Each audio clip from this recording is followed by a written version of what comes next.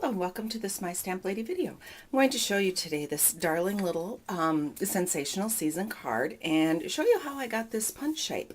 I was looking for something that would fit that size better, and then I remembered a technique with the decorative label punch that I had seen, so I used that there. So let's get started. Okay, to start with, I have a half a sheet of cherry cobbler cardstock and I folded that in half. And then I took the lacy designs, let's see, where did I put it? Right here, embossing folder. Now the new embossing folders, and this is one of the new ones, is a bit longer, and they made the image longer so they could get more card coverage, but then it does not fit through your Big Shot this way. So I just trim off with a pair of craft scissors that little extra that overhangs, and then that way I can get it to fit through, because I really like the look that you can get by fitting it through that sideways. So I'm taking my fold, putting it in half there.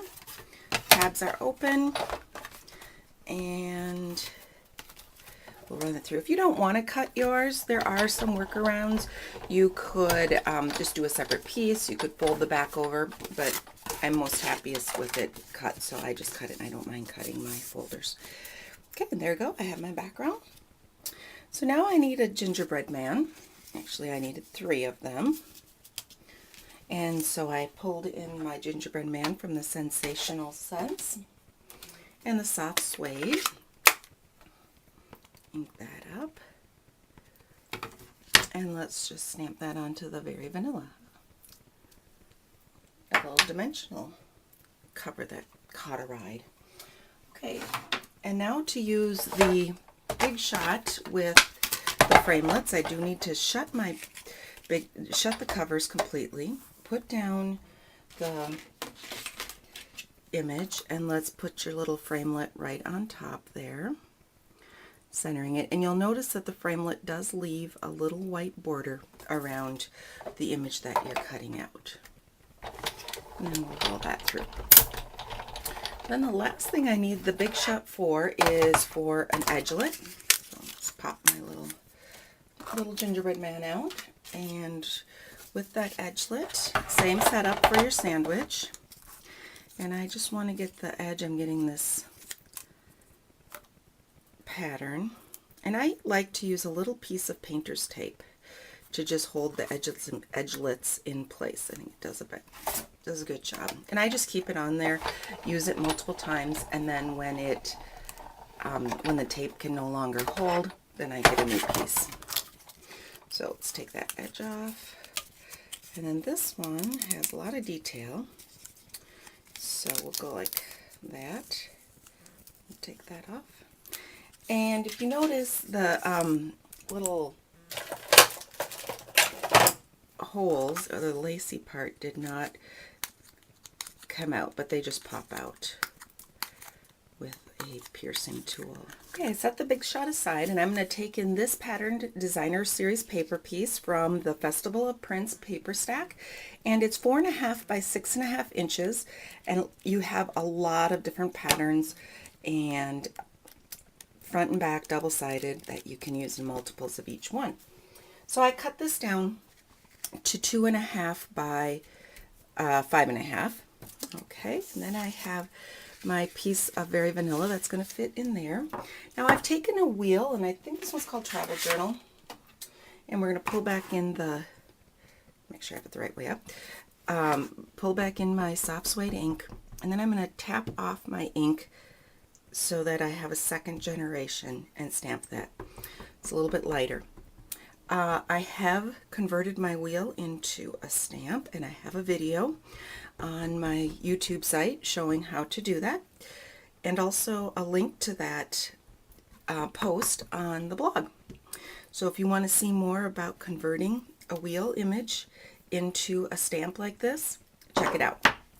Okay, so now we pull this back in here, and I'm going to put some adhesive just along the bottom here, and we will just put that little edge, decorative edge coming out. Put down my pattern paper, There we go. Designer paper piece. And let's see, we'll put that about there. Okay.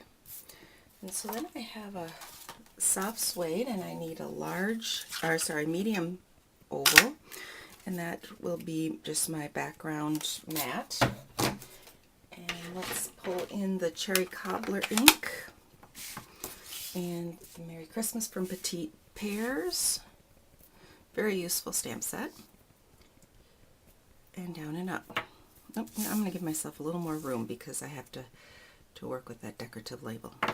Okay, so how I got that little shape is I used the side of the decorative label, and I'm going to go in and we're going to line it up, and I'm lining it up so that it's kind of in the center of this little bottom part is going to become my center. Okay, so there's my first punch. Scraps out of there. And then now we're going to push it back in and use the other end and get the curve and line it up in there. And I'm just trying to center it the best I can to get my shape. There we go. And you have a whole new use for your decorative label punch. Okay, so let's put that down on here. That down on here.